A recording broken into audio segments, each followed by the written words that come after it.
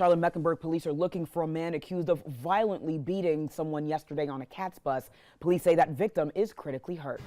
Our Michael Warwick is live at CMPD with newly released photos of that suspect. Michael.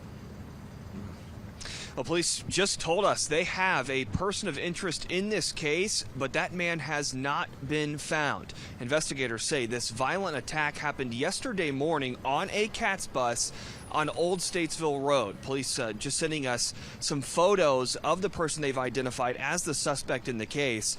They say the victim was in his 60s, and the man accused of beating him on that bus yesterday is in his 30s. Police do not believe the pair knew each other. Detectives believe they have a person of interest. He's not in custody at this time, so we still need the public's help at this point to confirm the identification, the identity, and the location or whereabouts of this subject. And right now, that victim is being treated at a local hospital. Police tell us that man's condition is life-threatening, or his injuries at least are life-threatening. We're live outside of CMPD headquarters. Michael Warwick, WBTV, on your side.